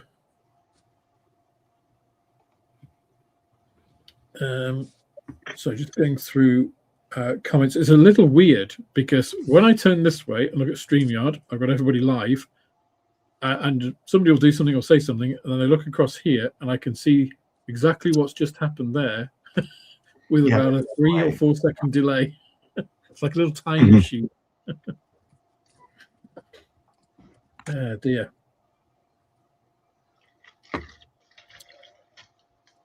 Okay, so I think we can universally say Dale's a great guy. He's I would say if people know of positions in whatever industries, brand managers, project managers, those sorts of things, I would just flag them to Dale. Dale's on LinkedIn because he deserves to do well. I think for all the work he's done at Airfix, we've all seen him. Obviously, on the customer side, I've seen him somewhat on the retail business side. He's always been extremely professional, and I think a company would have a great asset if they employed him. So, if we can do anything to move the needle there, and sometimes networking works to get those positions, I would encourage people to do that. For Hornby, I don't know what we can say really. I don't know what the next move is for them. I have talked to some people. We wish them the best, right? We want them to succeed. We want them to continue to give us those products. It's just we also wish the best for Dale, right? But yeah, it's just the asset that is now not there at Hornby, but we all still, we love Airfix. I do, love their products and certainly want them to succeed, but just doesn't seem like a wise move on that end. That's it. That's all I'll say. Yeah. I mean, I think it very much is, is it time for Hornby to let Airfix go? Because but it's the cost that it's what they ask for it though, isn't it? That's the problem. If if they're putting too high valuation on it, it's just not going to happen. No. And, I mean, there is intrinsic value in not only the brand, but all of the toolings they have. Obviously, they have a huge back catalogue, which is, not insubstantial. I think the thing you said at the beginning of the year, they have some like 700 tools sitting around, and they were just talking about vintage classic releases. Wow. It's like they've got such a phenomenal amount of stock there. They've released almost 30 vintage classics this year. Yeah. There's a lot of stuff there. There's a lot of. So at that rate, we've got also at least another 20 years. Yeah. But the point is, they've also got a lot of talent, and that's that in a hobby-based industry, that talent is it punches way above its weight. Yeah, it really does. Yeah, and just hope Dale comes out well of it, and whatever company he ends up with is going to be damned lucky to have him. And I just want to wish Dale the very, very best for whatever it comes his way next. Yeah. He'll smash it. I'm sure he will. He's a good lad. He is. And I think that's one of the... I think there are two hard pieces to swallow about this. One is that, especially, those of us who've had relationships with Airfix from a personal point of view, either as, children building was growing up, or because you're enthused about British brands, or whatever it is, that personal sort of connection to Airfix, there's a sense of fondness for that, and then also there's this, those of us who have spoken to, interacted with Dale, know he's a really nice guy. He's switched on, he knows what he's talking about, he's done really good work, and seeing those two together was great. And, if you didn't agree with something that Airfix were doing, you could talk to Dale and he would talk to you sensibly about it. Yeah, absolutely. He wouldn't just... Absolutely. Okay, there were certain things that he wouldn't do. He's not going to diss his own brand. He's going to be diplomatic. That's part of being a brand manager. He wouldn't, straight up say, no, that's garbage. He would say, maybe that's something we could do in the future, or that's probably not something we, very diplomatic. But... you could say, well, that's not right, and that's not right. And it's like, he would take it on the chin. So number of times I've got in touch with him and said, Dale, mate, what on earth are you doing? What are you doing? For God's sakes, man, get a grip. And he'd say, yeah, Gary, yeah, okay, fine. Thank you for your input on the creative front, but this is why I've done what we've done. And you go, oh, yeah. Yeah, I hadn't thought of that, actually. Yeah, fair play, mate. Yeah, good for you. There have been times when Airfix have really put their foot in it. I'm thinking of the Black Book Vulcan, for instance. Yeah. And then, it's his job, and it's an unpleasant job. I've been in a leadership position where I've had to go, and one company I actually referred to myself as chief apologist, which was not very pleasant. But he has to be the one that puts his hand up and says, yeah, we made a mistake. We're issuing a PDF to show you how to deal with that, and it's not outside of most models. Yes, it shouldn't have happened, but you can still make a good model of it, blah, blah, blah. You have to manage that situation, and he did it pretty well. Yes. Now, it was a faux pas, and we could all point and look at it and laugh a bit, but ultimately we, like you say, we still want the company to succeed. It's still a good model. Oh, totally. And I think that's what makes it difficult when we see those two pieces being taken apart. And one is that Dale is now no longer leading that, which is bad for both the person, who was a nice guy, and for the brand, which we want to succeed, as John said. Absolutely. So, there is two bitter pills, really. And, but also, the thing is, Dale was very much the figurehead to us of a bunch of people who we have a lot of respect for. Yeah. It's not just, it's a company and he was the figurehead, and that, through him, we got to know a lot of people. You go to Telford and people in our business, you'd be there in a couple of hours and you'd speak to about 8 different people. like you've known them for a long time, because we have, because he brings these people out to the front who, you know, maybe wouldn't normally you wouldn't talk to very many designers in most companies. They'd be locked up in a cell somewhere and fed water and bread occasionally.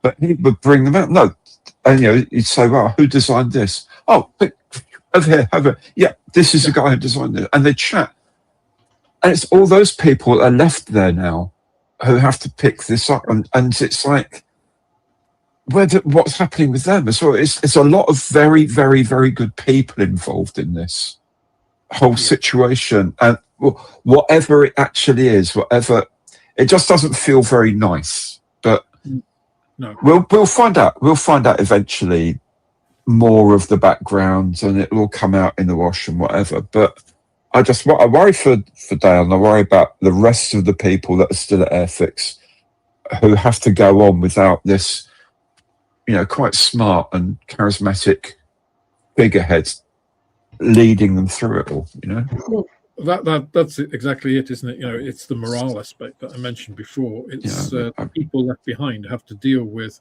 okay, they just got rid of, you know, somebody who, when you're in a company like that, you know, the head of brand, they're like immovable, right? They're like it's like having your house destroyed. It's like, well, what do I do now? You know, it's like, if there's nobody, you know, if they can cut them, they can cut anybody. It immediately gives you job insecurity feelings, you know, regardless of what the company says. You know, it's like, yeah, but they just did that. And it's like... And not just with Airfix, of course. No. It's funny, actually, because one thing, I used to work for a company called Agilent, which was the scientific branch of Hewlett-Packard.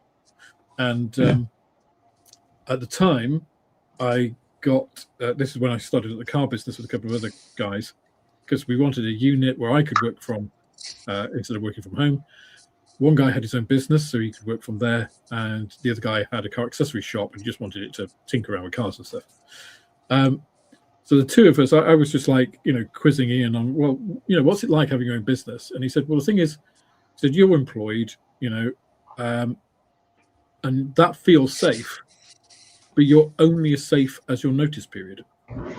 He said, so it doesn't matter how good you are at your job, whatever's written in your contract, you know, 1 month's notice, 3 months' notice, 6 months' notice, that's the job security you have. He said, with your own business, he said, you know what's happening. You know how secure you are. If something's going wrong, you see it coming a long way off. So, you know, it's an interesting way to look at things, that people think, oh, you know, there is no job for life. There hasn't been for quite a long time. And it really is, your notice period is the security blanket that you have. And for a lot of people, that's not much. And when destabilizing things happen in the company, like people being made redundant or leaving or whatever it is, you know, reorganization, all that thing, that doesn't feel great. So yeah, I do feel for the people at Airfix left behind, because there must be questions being asked in their minds about, well, what does the future hold for us? And that's dangerous for a company, because that's when, I mean, we know, you know, Chris, the designer, who we spoke to during the Seeking Day, great guy, I believe he's at Revell now. You know, that's what happens, is that people think, well, okay, if this is destabilizing, I've got to look out for myself. So I'm going to look for a more stable job ahead of being, you know, I'm going to go before I'm forced. You know, I'm going to leave on my own terms, that kind of thing. So you're taking that control back. That feels better. And that's really dangerous for a company, because if that happens with a few people, it can soon turn into a run. Then you have skill loss, and, you know, you've got to try and backfill that. That could be bad very quickly. So let's hope that doesn't happen. So I think Hornby has some due diligence to actually support its people and, you know, make some reassuring noises, because otherwise, you know, the future for them, I think, is, you know, I don't think cost cutting really covers it, you know. But hey, they have such a massive consumer base, right? You know, all of us are just going to be feed us, right? You know, keep coming out with these great products, and great designs and all this kind of stuff. It's just, yeah. Yeah. Yeah, and I think I think they have intimated that the kits for 2026 that have been announced are going to happen. The one exception for that, and I did say we would circle back to it, are the flowers, which has either been paused or cancelled. Don't really know. It's all very muddy at the moment, obviously.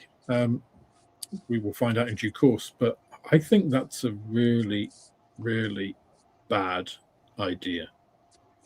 Because, and I said this in my Tuesday talk, the flowers is market expansion. Airfix were facing pressure from a lot of directions.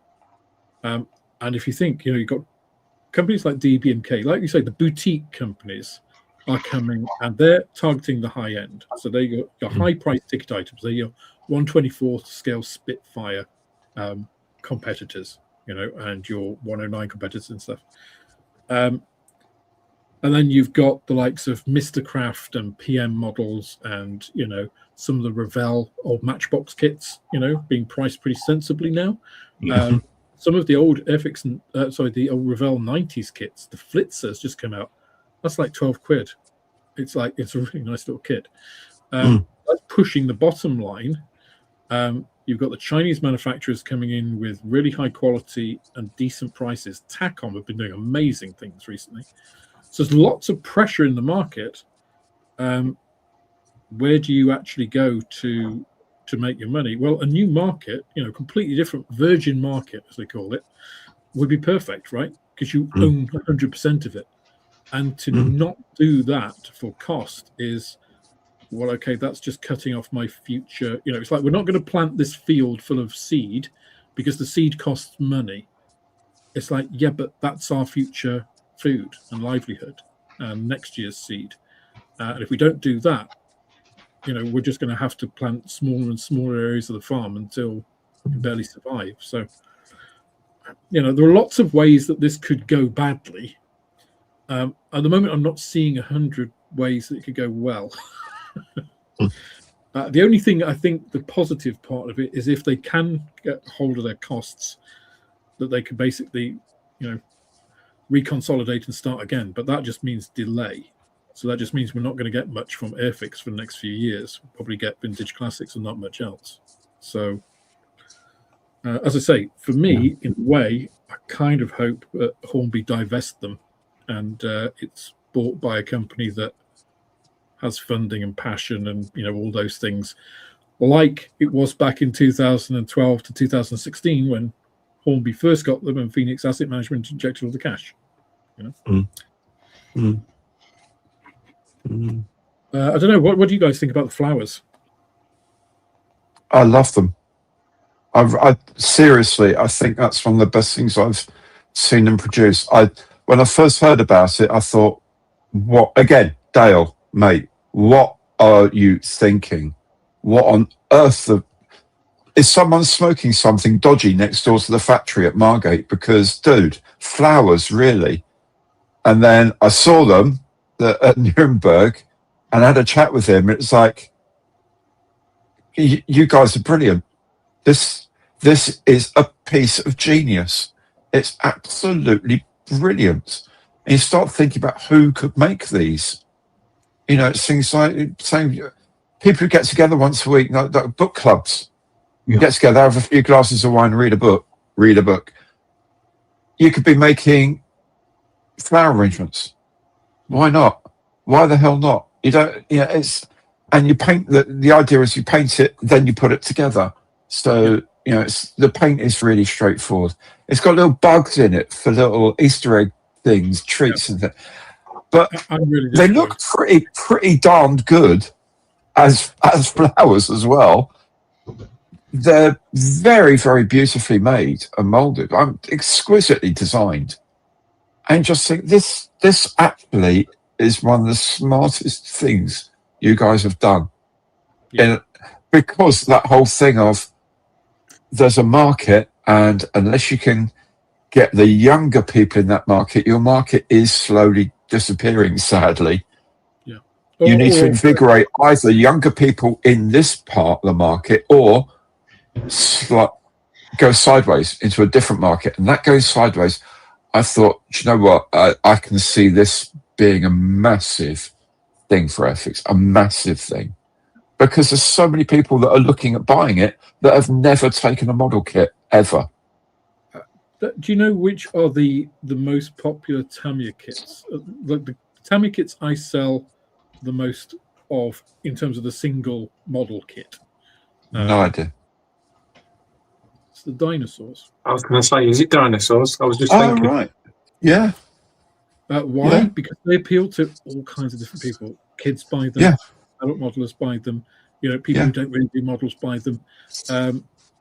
Now, people buy far more other Tamiya models than the dinosaurs, but I've sold more like T-Rexes, I think, than any other single Tamiya kit. So the flowers, I think, were the same, because somebody's mentioned Revell flowers, but Revell flowers are wooden kits. They're wooden. So they're not realistic in the same way. They're like the Lego ones. I think the injection molded ones were, as you say, Gary, genius, because it's not just that casual person. You would also get people like art type people, like miniature painters who want to make them super, like ultra realistic. You get modelers just having a go. It's just got a really broad range. To me, and I'm going to be very unpopular here, right? I would have preferred them to have cancelled the Phantom than the flowers. And I've had pre-orders for the Phantom. It would cost me money. I would have to do a whole bunch of refunds because I've pre-sold quite a few Phantoms. But I would rather, I think for Airfix, it would be a better, like more cost-effective move to make the flowers than it would be the Phantom. Because the Phantom would be popular, but it doesn't have the broad range that the flowers could do. And like you say, Gary, they were looking at other retailers like Tesco's or whoever to sell them in supermarkets and things. Volume trumps speciality if you want to just make a ton of money. But when he was showing me these things, he was saying, I was like, oh yeah, you could have quite a bit of fun. And he said, yeah, but he said, we've had a few guys come up and say, oh, I know, I've got like that quite bright rust coloured dust I can put into that. And he said, what for? He said, pollen. You can simulate pollen. And he said he's had people saying, oh yeah, what you could do is do like a differential varnish on that. Have it all matte, but then put really gloss varnish in to look like rainwater, and even some structural silicone. Yeah, there you go. And it's already had people. Lily pollen. That is lily pollen. Yeah. Is it? It's already had people going up to the stands and saying, this is how I could super detail it from what you've got. And that was a model show. And there's people, model makers. You imagine at Telford, there'd be a new category in the competition. And you can just imagine some of those flowers in skilled hands could be made to look absolutely lifelike. Oh, sure. I mean, absolutely lifelike. And they'd be a beautiful thing to watch, a beautiful thing to look at. There was a lot around those. What they missed out on that Revell does have, of course, Revell, they sell them with a little scent pops. Yeah. So smell of flowers. That's the only difference. That's the only thing you need to add to the whole equation. And yeah. Anybody can buy some jasmine oil or yeah, whatever. It's brilliant. I love them. Absolutely love them. Yeah. So I mean, I don't know whether they're on hold or they're like fully cancelled, whether there's a hope to come back, but we will see. Well, they've made all the molds, so it'd be stupid. Right? It would be insane, but I think it was insane to let Dale go. So well, yeah. There you have it, guys. Anyway, we are at the witching hour, so I must say thank you to firstly my panel. Thanks, guys, for spending your time here and coming on tonight discussing this. My pleasure. Thank you to all of you out there for listening to us speculate for a large part on the possibilities of what's happening and kind of chew the fat and try and get something good out of this. But I think it's difficult to pull the good pieces out. So I'd love it if you've got some interesting ideas about what is the silver lining for all of this? For me, my hope is that the silver lining is that they really need to save money and they sell Airfix to a coalition of the willing, whoever, prima aprilis, and they really take Airfix to the next level. Maybe get Dale back. Yeah, that'd be funny. Other tand that, yeah, it's a couple of bitter pills to swallow. But as everyone said, we all wish Dale the very best. Yes, and Hornby, Definitely a lot of love for him. Well, Airfix as well. Yep. Yeah. Totally. Thank you very much, everybody. For everybody watching, have a great rest of your week. We will be Scale Model Inc. live on Friday. We have some business thing that we've been invited to. I think we're going to make our excuses and not go. So we'll probably see. No worries. Don't tell them. Free drink. No, I have appointments over the weekend with large amounts of alcohol in the rugby match. Traitor. Good man. Traitor. Army Navy rugby weekend. It's got to be done. It's Super Saturday. Yeah, football. Man. You and your sports ball thing. Oh yeah, no, 7:30, man. 7:30 here. It's 12:30 there. It's drinking with a bit of sport to watch along the side. You know the score. Yeah, Yes. people excuse. Yeah. Yeah. Anyways. Okay, guys. Thanks very much, everybody. See you on the next one. All Bye right. now. See you. Good night, all. Thank you. Bye bye.